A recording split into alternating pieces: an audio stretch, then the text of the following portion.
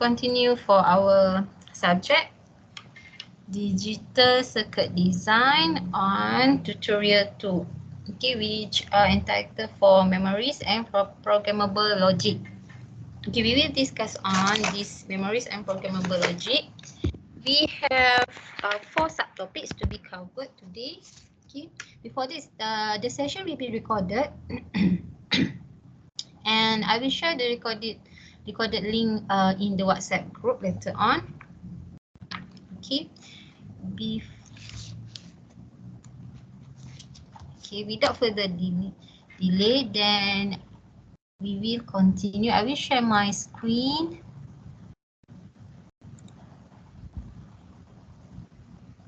Alright, so this is our second tutorial on memories and programmable logic.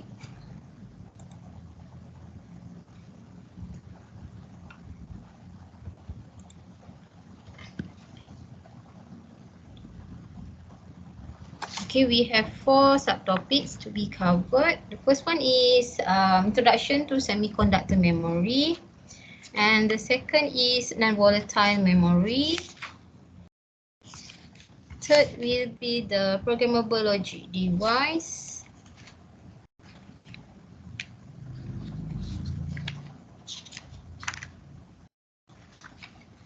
And also another one is volatile memory. Okay, semiconductor memory, non-volatile, volatile, and programmable logic device, PLD. Okay.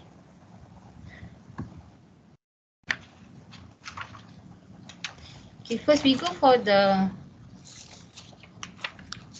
semiconductor memory.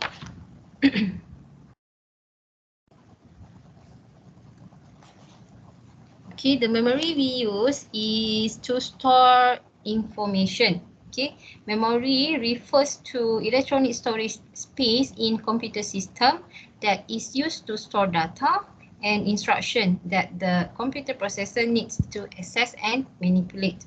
Okay, RAM is random access memory. Okay, commonly we use RAM for random access memory and read-only memory for ROM and flash memory.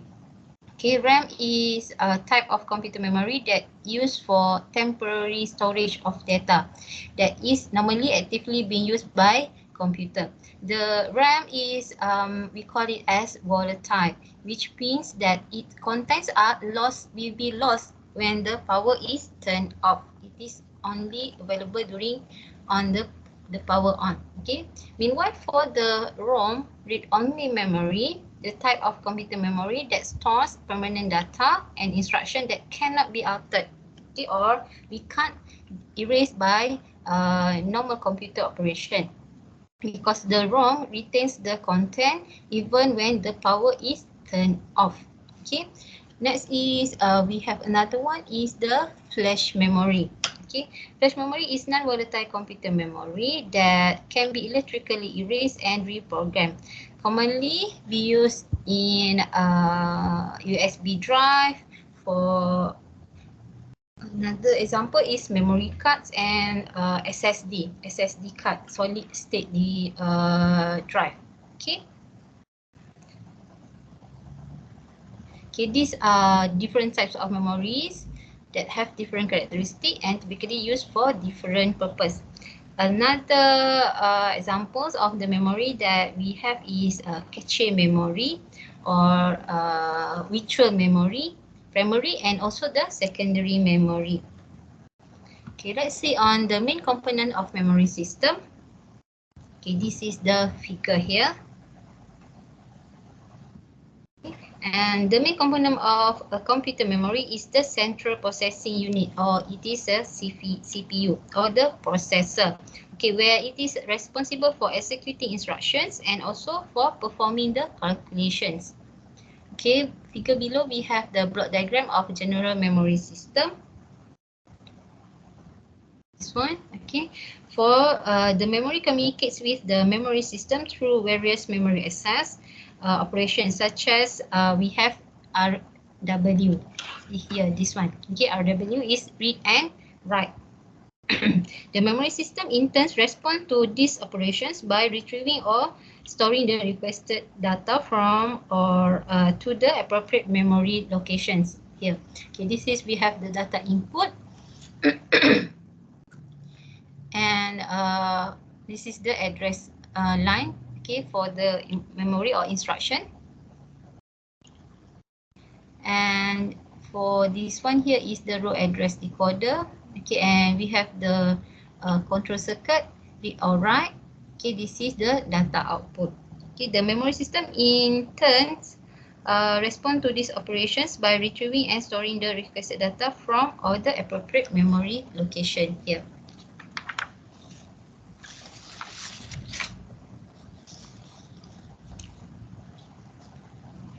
Okay, the components facilitates communications between CPU and peripheral devices such as kat sini here is we have from keyboard, or we have the mouse, and also what else, monitor. Alright, and memory system in reality can be more complex with additional components, like we have memory controller, and another is we have buses and interconnects, okay, inside, which play a role in managing and coordinating the data flow between the CPU and the memory. Okay, let's see an example. This is a description in VHDL. Is a very high-speed integrated circuit hardware description language, VHDL. We have learned this in previous tutorial. Okay, this is VHDL implementation for 1024 multiplied with 64-bit memory is this one here. Okay, we used to describe the behavior and structure of digital system at various level of abstraction. Okay, the memory entity is defined with generate parameters for the address width and the data width.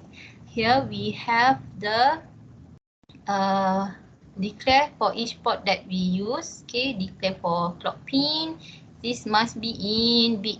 Okay, and then declare the address. This one is for read and write instruction. Okay, and 8 bits. Okay, this one is the operations.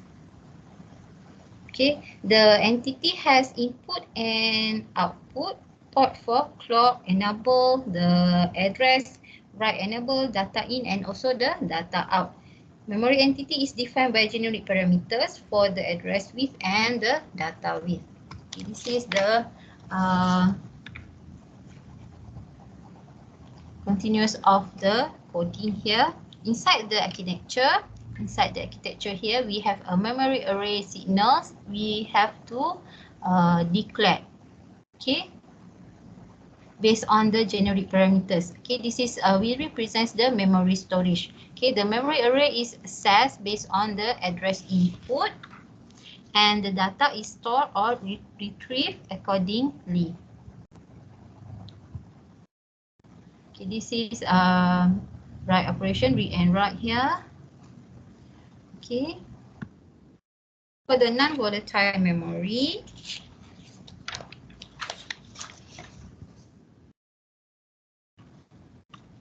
okay, for non-volatile memory, or sometimes we call it as the NVM, refers to a type of computer memory that retains its stored data even when the power is turned off or interrupted. Okay, in absence of the electrical power.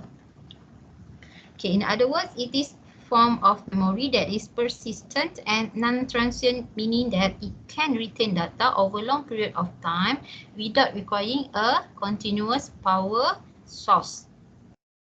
Okay, for example, we have non-volatile memory is read-only memory. We have ROM, flash memory, hard disk, and floppy disk. Okay, also we have nowadays we have magnetic storage and the ferroelectric RAM, or the phase change memory. Okay, non-volatile memory plays a crucial role in various computing applications that providing persistent storage for critical system components, user data, and the applications. Okay, we have a few types of ROMs and the applications. ROM is, remember, it is read-only memory. There are several types of ROM with different characteristics and applications. We have first is mass ROM or M-ROM. Okay, it is type of ROM that is programmed during the manufacturing process by permanently altering the structure of memory cells. Okay, its content is determined and prefabricated during the manufacturing. Okay. The data in ROM cannot be changed or erased. The memory cell can be formed by using the MOSFET. Okay, the program ROM cannot be erased. That is this name as erasable programmable ROM or EPROM. Okay, example that we have is the flash memory. Okay, we have here is the general architecture of the ROM. Okay, ROM is the read-only memory, has a specific architecture and operates differently from other types of memory. Okay, we have here is the address line. Okay, and for address register, okay, this is an array of the memory. Okay, and goes to the row access address decoder. Okay, this is for column address decoder, and this is the memory cells. Okay, and go to the output buffer for the data output. Okay, the data encoding, this is for data encoding and programming, and also for read and write operations.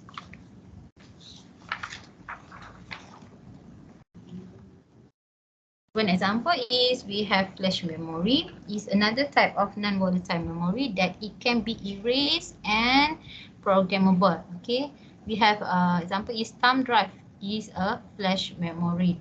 Okay.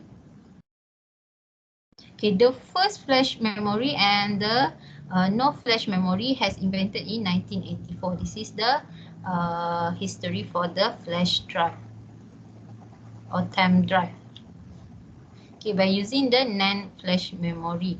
Okay, it has faster read and write times. Okay, smaller memory set structure and no flash memories. Okay, it retains its stored data even when the power is removed. Okay, these characteristics allows for persistent storage of data and enable the device to power on with stored information intact that we have put in the flash memory. Okay, next is we have the volatile memory. Okay, volatile memory also known as temporary storage. Okay, what is volatile memory?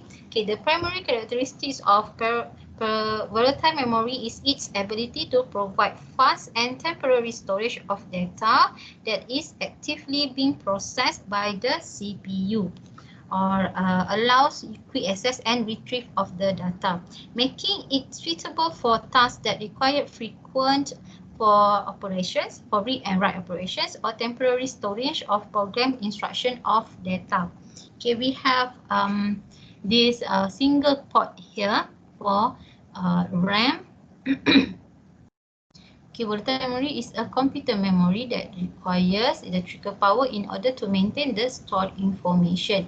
Commonly, type of volatile memory is the RAM, the read-only memory. Okay, another example of volatile memory is cache memory. Okay, it has a small and high speed of memory located closer to the CPU for cache memory. Okay, here is we have the address line goes to the column and row for the address decoder, and we have here is read and write for instructions for control circuit, and this is the memory cells. Okay, before it goes for input and output of the data buffer. Okay, here is the clock. Okay, this one is dual port. Previously is the single port of RAM, and this is the dual port of RAM.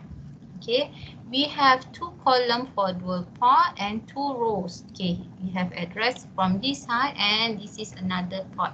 Okay, both goes to column and rows for the address decoder.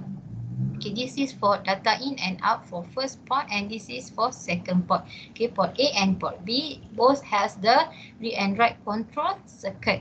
Okay, for port A and port B, and this is for input and output data for respectively port. Next we have is the static RAM or SRAM. Okay, this is one type of the volatile memory that is commonly used in computer system for high-speed data storage and for retrieve operation. Okay, generally we can treat the SRAM like flip-flop. Remember, flip-flop is we have learned in tutorial 1. Okay, this is 6 transistor SRAM cells. Here we have. Okay, it also called static because this is SRAM called static because it retrains the stored data as long as the power is supplied to the memory cell. Okay, normally we use in cache memory as applications, also used in application that need high speed but low latency memory, such as for high performance computing, also for networking devices and inside the microcontroller. Okay.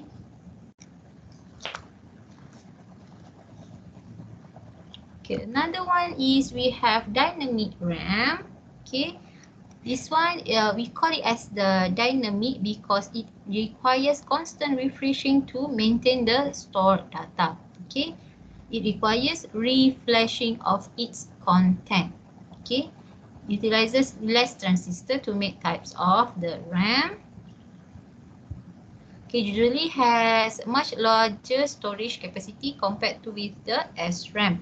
Okay, it stores each bit of data in separate memory cells and consisting transistors and capacitors. Okay, here we have a transistor and the capacitors for write enable, and this is for write the data. Okay, the capacitor stores a charge of represents the binary value, either it is 0 or 1. Okay, for the capacitor. Okay, however, due to the natural discharge of the capacitor, okay, the capacitor will be charged and discharged. Okay, the stored charge gradually diminish over the time. Okay, to prevent the data loss, okay, we must periodically refresh by reading and rewrite the data back to the memory cells. Okay, that is why we call it as the dynamic RAM. Okay, next one we have is the PLD. Okay, the programmable logic device. Okay, and later we will explain what's the difference between CPLD and FPGA. Okay, what is the PLD? Okay, it is a device that we can program it to perform different operation.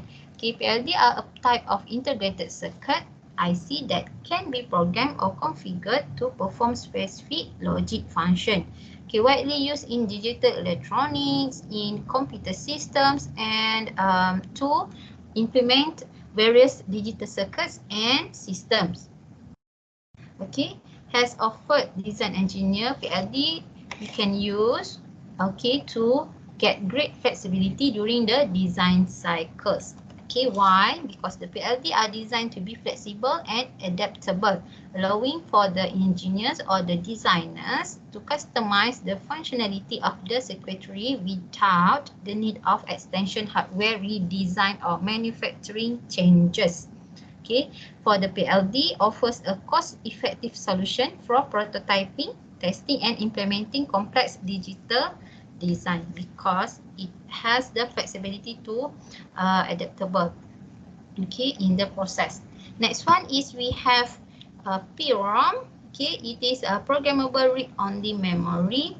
Okay, based on the first PLD introduced in 1970s. Okay, with the programming capability. Okay, we can use as logic generator to reflect the output response in relationship to the input value. Okay, it is a types of memory device that allows the permanent storage of the data or instructions, which cannot be changed or reprogrammed once we have programmed it. Okay, the PROM are non-volatile, meaning that they retain their stored data even when the power is removed. Okay, remember the PROM is non-volatile memory. Okay, this is different types of PLD. Okay, we have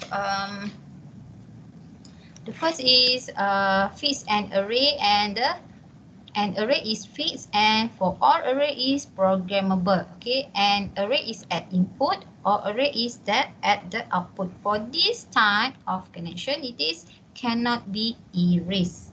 Okay. Another type of PLD, we call it as the PLA, Programmable Logic Array. Okay. Instead of fixing the AND array, we have both programmable and OR array, okay, as this one here. Okay, this is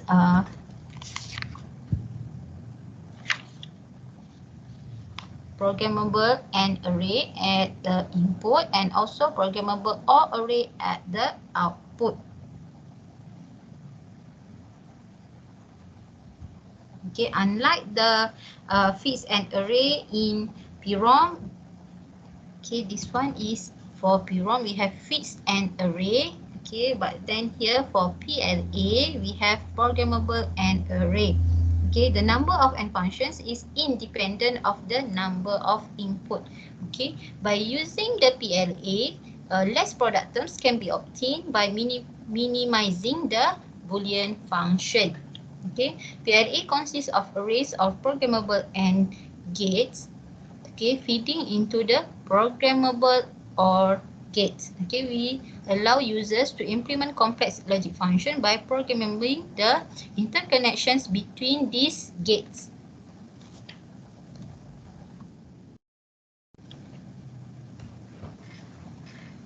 Okay, next one is we have PAL. It is the programmable array logic. Okay, has a single programmable plane where all array is fixed and an array is programmable. Okay, an array is programmable at input and all array is programmable at the output. Okay, PAL devices are programmable logic device that consists of an array followed by fixed OR array. Okay, the connections between the AND and OR array are programmable. Okay, the PAL are relatively simple compared to PLA.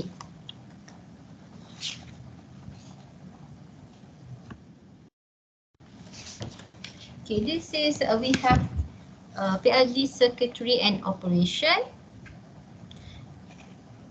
Okay, for this circuit shows the PROM based on PLD with 2 input. We have input A and B and 3 output.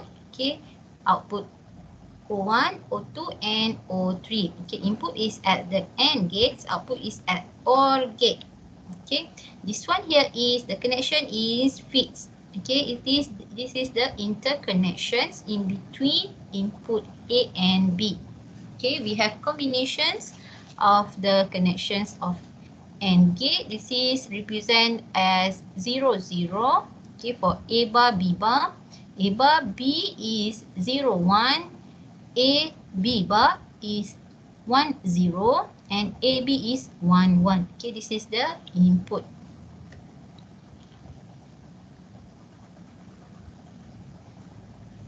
Okay, the output O1 is programmed as AND function.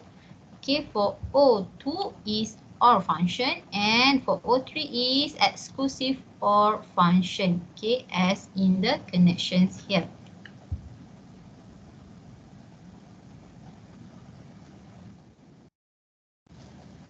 Okay, next one is we have the representation of AND or AND exclusive OR function by using the PAL circuitry.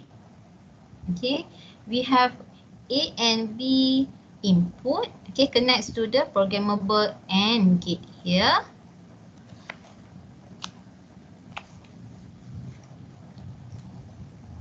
And this is the output O1, O2 and O3 connected to programmable OR gate. Okay, the specific connections between the input A and B and the gates are programmed to implement the desired logic functions. Okay, this is the connections inside.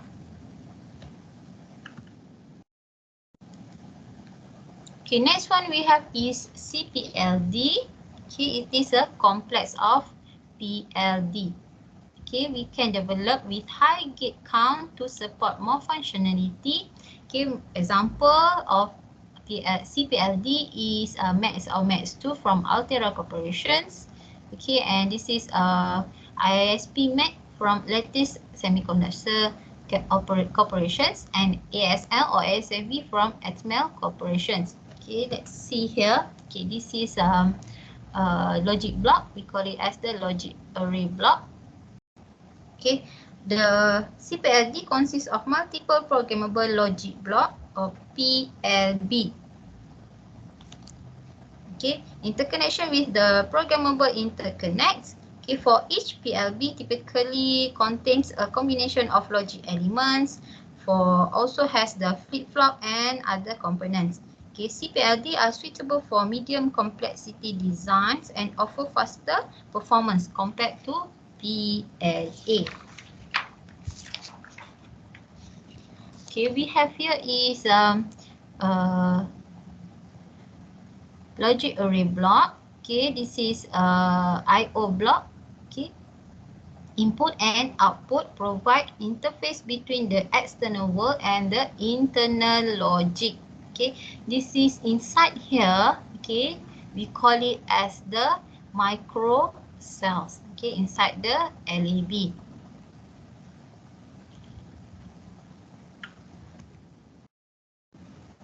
Okay, next one we go for the FPGA. Okay, field programmable gate array. Okay, it provides better logic gate density as compared to CPLD.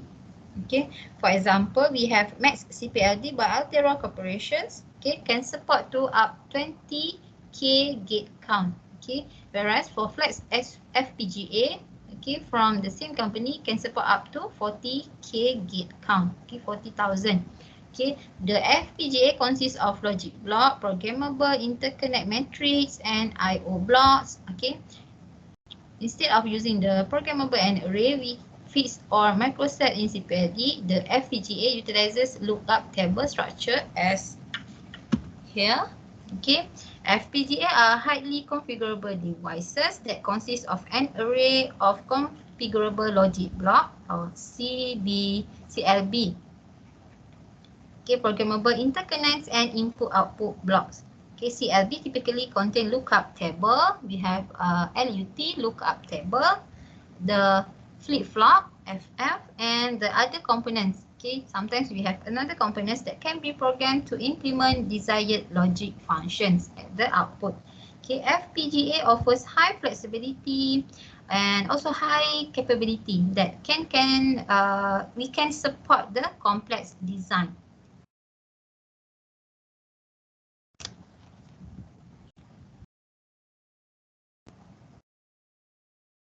Okay, figure shows, let's see, okay, we have a figure here. Okay, this is an example of 3-input LUT structure. Okay, the input we have A, B, and C. This is the 3-input. Okay, generally comprises multiple level of multiplexer logic. Okay, here as the input and as the selector signal. Okay, and the configurations in the SRAM memory cell we program per intended logic function. Okay, each SRAM using represent a product term of A, B, and C.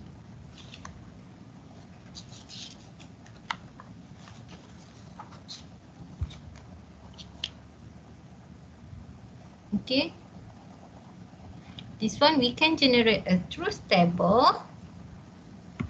Okay, here we can have a truth table inside. Okay, in 3-input LUT lookup, in 3-input lookup table, each possible combinations of input values corresponds to a specific output value. For example, here we have 0, 0.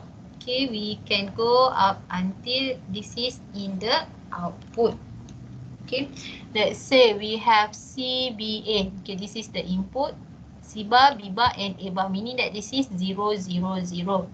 Okay, and if this is C bar, B bar, A, it is 0, 0, 1. Okay, same goes up until CBA, meaning it is 1, 1, 1 input. Okay.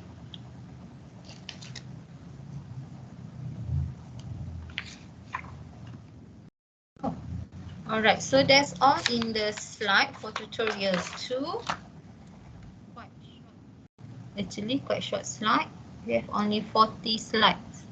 Okay, to cover for tutorial 2 with 4 subtopics in the programmable logic and memories.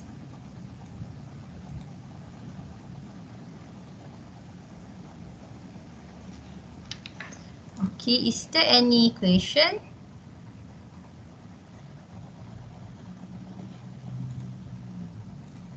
Okay, I will stop recording because the